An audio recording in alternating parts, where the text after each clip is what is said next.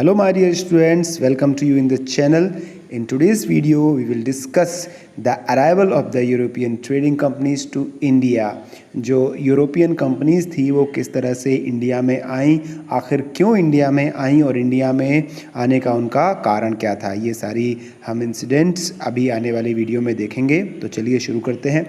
Some major happenings in Europe in the 15th century. Turk capture Constantinople, Renaissance revolution in the field of science and industry, and geographical discoveries created fascination in the eyes of European towards India and the Far East. Student 15th century में जो परिवर्तन हुए थे Europe में, जैसे तुर्क ने कंस्टेंटिनोपल को कैप्चर कर लिया था और साथ ही यूरोपियन कंट्रीज़ में रेनेसां चल रहा था उस टाइम पर। रेनेसां जैसे कि हम कह सकते हैं पुनर्जागरण चल रहा था। सभी लोग, सभी जो क्षेत्र थे यूरोप के, वहाँ पर नए नए इनोवेशंस हो रहे थे, चाहे वो आपकी साइंस की फील्ड हो, इंडस्ट्री की फील्ड हो, सोशल कल्चर में भी काफ़ी ज़्यादा जो सोशल इवल्स थी वो ख़त्म हो रही थी। जोग्राफिकल डिस्कवरीज़ पर बहुत ज़्यादा काम किया जा रहा था। साथ ही जो यूरोपियन ट्रेडर्स थे अब वो दूसरी कंट्रीज़ की ओर आना चाह रहे थे, दूसरी कंट्रीज़ में अपने ट्रेड को बढ़ाना चाह रहे थे। The traders were forced to look for market for the increase production due to industrial revolution. अब जब यूरोप में इंडस्ट्रियल रेवोल्यूशन आया, मतलब कि जो उद्योगों में क्रांति आई, उसके कारण क्या हुआ कि जितने भी वहाँ के ट्रेडर्स थे वो अब दूसरे देशों में प्रोडक्शन बढ़ाना चाह रहे थे। Vasco da Gama and Bartholomew Dias took up the task of discovery water route to Far East. अब ईस्ट में अपने ट्रेड को बढ़ाने के लिए समुद्र से नए नए देशों की खोज करने की जिम्मेदारी किसको दी गई? वास्को डी गामा और बार्थोलोमियो डायस को, जिन्हें काफ़ी ज़्यादा वाटर रूट का नॉलेज था और वो अच्छे नाविक थे, जगह जगह घूमा करते थे। Columbus discovered America in 1492। वहीं दूसरी तरफ कोलंबस ने, वो भी यूरोपियन था, उसने अमेरिका की खोज की थी कब? 1492 में। Bartolomeu discovered good hope in 1487 and Vasco da Gama reached Calicut in the western coast India in 1498।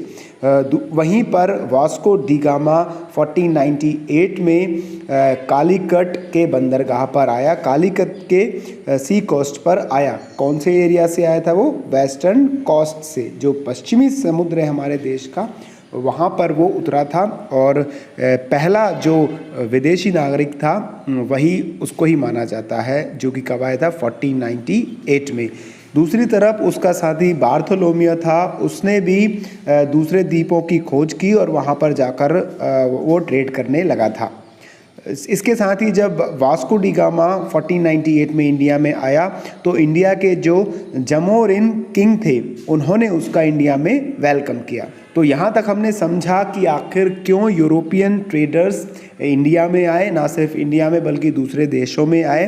Particular हम इंडिया की बात करें तो वास्को डी गामा पहला यूरोपियन था जो इंडिया में आया था। चलिए, यहाँ तक हमने समझा कि वास्को डी गामा पहला यूरोपियन था जो इंडिया में आया था, लेकिन यूरोप की वो पुर्तगाल कंट्री से बिलोंग करता था। तो पहला देश कौन सा था जो इंडिया में आया था? वो था पुर्तगाल। इंडिया में नहीं आया था, कहने का मतलब कौन से देश का नागरिक यूरोप कंटिनेंट का इंडिया में आया था? वो पुर्तगाल का आया था। So my dear students, let's understand the arrival of Portuguese in India. Vasco da Gama's arrival in 1498 in India opened the door for other European traders. Vasco da Gama के आगमन के साथ ही दूसरे यूरोपियन ट्रेडर्स के लिए भी भारत में आने के द्वार खुल गए। The emperors and kings in India welcome the European traders for various reasons. और जो भारत के राजा महाराजा थे, जो भारत के किंग थे, उन्होंने कई कारणों से पुर्तगाल से आने वाले व्यापारियों का स्वागत इंडिया में किया। Portuguese were the first to land in India for trade. So India में व्यापार करने के लिए सबसे पहले पुर्तगीज आए और वही इंडिया में व्यापार करने वाले पहले व्यापारी बने। A new era of trade and business developed between two countries after Vasco da Gama's arrival in India. Vasco da Gama के आगमन के साथ ही इंडिया में व्यापार, दो देशों के बीच व्यापार करने का एक नया चलन बन गया और बिजनेस डेवलप्ड होने लगी अब यहाँ से दो देशों के बीच में। Pedro Alvarez Cabral with fleet of 13 ships reached India in 1500 AD। 1500 AD में इंडिया में 13 जहाज़ों के बेड़े के साथ पेड्रो अल्वारेज इंडिया में आया। देखिए यहाँ पर समझने वाली बात है कि जो वास्को डी गामा था वो कोई ट्रेडर नहीं था, वो एक नाविक था। हम कह सकते हैं कि वो व्यापारियों के द्वारा नए नए देशों की खोज करने वाला एक व्यक्ति था। लेकिन जो ट्रेडर्स थे, जब उसने पता लगाया कि भाई इंडिया में अच्छा प्लेस है, इंडिया अच्छा देश है व्यापार करने के लिए, हम यहाँ पर बिजनेस कर सकते हैं, तो इसके बाद जो पेड्रो अल्वारेज कैब्रल था वो 13 जहाज़ों के साथ इंडिया में आया। The Portuguese traders established trading centers at Calicut, Goa, Daman Diu and Hooghly। और जो पुर्तगाली व्यापारी थे वो इंडिया में आए और इंडिया में आने के बाद उन्होंने जो कोस्टल एरिया है, लाइक आपके हुगली कह लीजिए, कालीकट कह लीजिए, चाहे गोवा या फिर दमन द्वीप हो, यहाँ पर उन्होंने अपनी अपनी कोठियाँ स्थापित की, trade centres establish supremacy on the trade off spices and black pepper. They first built a fort eight Cochin in 1503 AD। 1503 में जो पुर्तगाली व्यापारी थे उन्होंने मसालों और काली मिर्च पर अपना एकाधिकार स्थापित करने के लिए, मतलब कि अपनी हाईएस्ट पोजीशन बनाने के लिए कोचीन में एक फोर्ट बनाया और वहाँ से वो अपना बिजनेस करना शुरू कर चुके थे। ठीक इसके लगभग 2 साल बाद 1505 में जो पुर्तगाल की गवर्नमेंट थी उसने फ्रांसिस्को द अल्मेडा को भारत में पहला पुर्तगीज वायसराय बनाकर भेजा। With the help of Portuguese forces he took Diu under his control. और पुर्तगीज जो सोल्जर्स थे, पुर्तगीज सैनिक थे, उनकी सहायता से उसने दमन और दमन द्वीप पर अपना अधिकार बना लिया, अपने कंट्रोल में ले लिया। The Portuguese viceroy Albuquerque snatched Goa from Yusuf Adil Shah. और इसके बाद जो पुर्तगीज वायसराय था अल्बुकर्क, उसने यूसुफ आदिल शाह से गोवा को छीन लिया। अब समझने वाली बात है कि देखिए किस तरह से वो इंडिया में आए, इंडिया में उन्होंने अपने ट्रेड सेंटर्स बनाए, देन छोटे छोटे एरियाज़ को अपने कंट्रोल में लेना शुरू किया। अब वो छीनना शुरू कर रहे हैं।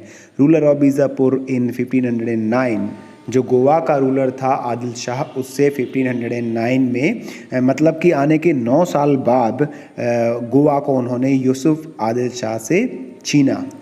And the Portuguese slowly occupied their hold on Daman, Salsette, Basian, Mumbai, Hooghly and Saint Thome. और इसके बाद धीरे धीरे जो पुर्तगीज़ थे उन्होंने दमन, सालसेट, बसियन, मुंबई, हुगली और सेंट टॉम जैसे बड़े एरियाज़ पर अपना एकाधिकार स्थापित कर लिया। वहाँ से अपना व्यापार वो पूरी तरह से बिना किसी रोक टोक के चलाने लगे। In this way, Portuguese traders by 1515 AD had not only the sole control over Indian trade, but they also started ruling over the coastal areas after annexing it. 1515 तक वो भारत के कोस्टल एरिया में ना सिर्फ अपने व्यापार चला रहे थे अकेले, बल्कि वो लोगों पर अत्याचार भी कर रहे थे। जो कोस्टल एरियाज थे वहाँ के लोगों पर वो अपना रूल करने लगे थे। So my dear students, here we are going to stop this lecture. Now let's take short review of this video. सबसे पहले हमने देखा कि जो यूरोप में थे एक रेनेसां आया, वहाँ पर पुनर्जागरण काल आया। उसके बाद से लोग जगह जगह जाकर व्यापार करने लगे, दूसरे देशों में उन्होंने व्यापारिक केंद्रों की खोज की। इसी सिलसिले में इंडिया में वास्को डी गामा आया, जो एक नाविक था, जो हम कह सकते हैं कि वो सिर्फ खोज करता था, उसे बहुत सारे देशों का नॉलेज था। वो इंडिया में आया और इंडिया में आने के बाद उसने दोस्ती की और वापस पुर्तगाल में अपने रूलर्स को बताया कि हाँ भाई हम लोग व्यापार कर सकते हैं इंडिया में। उसके बाद 13 जहाज़ों के साथ वहाँ का एक बड़ा व्यापारी आया और धीरे धीरे करके वहाँ की जो गवर्नमेंट थी उन्होंने इंडिया में अपना वायसराय भेजा। यूरोपियन कंट्रीज़ की एक बड़ी पोस्ट होती थी जो गवर्नमेंट का एक रिप्रेजेंटेटिव होता था और बड़ी जिम्मेदारी होती थी उसकी। तो यहाँ पर आया और फिर उसने यहाँ पर अपना शासन करना शुरू किया।